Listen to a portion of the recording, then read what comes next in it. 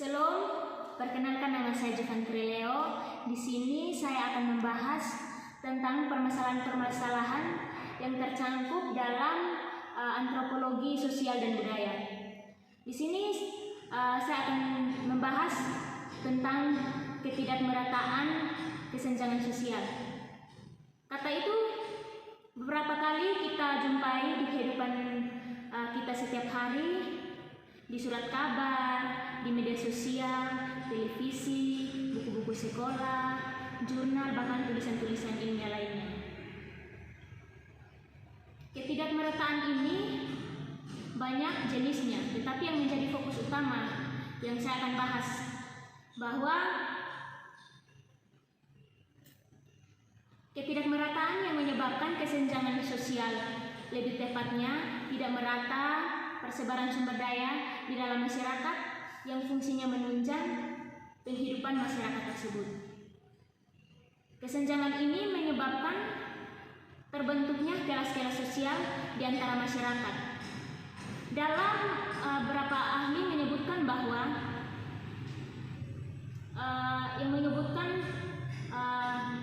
teori ini Marx dan Weber mengenai kelas-kelas sosial yang meskipun memiliki dua tali yang berbeda, mengaitkan kelas sosial dengan kepemilikan atas produksi. Sedangkan Weber mengaitkan kelas sosial dengan pasar atau tenaga kerja. Keduanya sempat bersinggungan bahwa dalam analisis kelas, pusat pertimbangannya merupakan kendali atas sumber daya.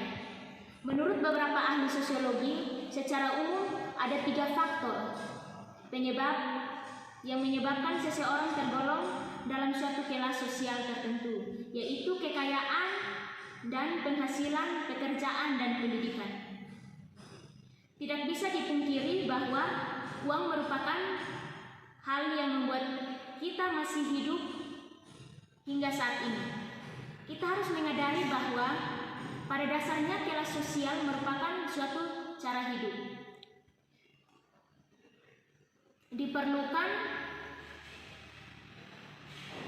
Diperlukan banyak sekali uang untuk dapat hidup menurut cara hidup orang berkelas sosial. Penghasilan yang diperoleh dari pekerjaan profesional lebih berfungsi daripada penghasilan yang berwujud upah pekerjaan kasar.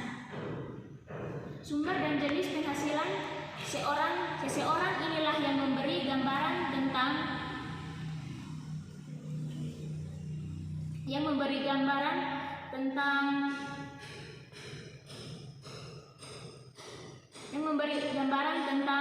penghasilan yang diperoleh dari pekerjaan profesional lebih berfungsi daripada penghasilan yang berwujud upah. Gambaran tentang latar belakang keluarga dan kemungkinan cara hidupnya.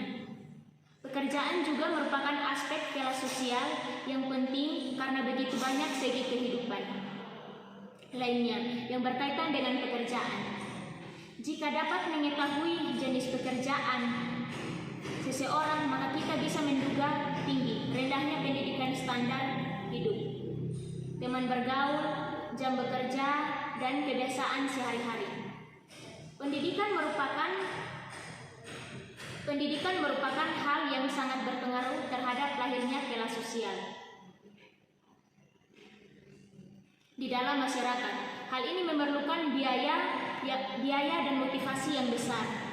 Kemudian jenis dan tinggi rendahnya pendidikan juga mempengaruhi jenjang kelas sosial. Jika semuanya ditarik lagi, fenomena kesenjangan sosial yang ingin saya angkat hubungan dengan tidak meratanya persebaran alokasi sumber daya.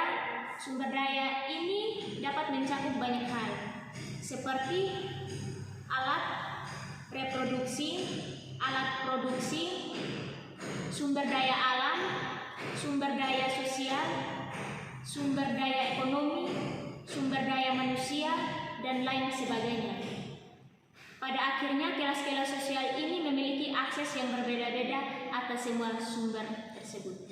Terima kasih dan shalom.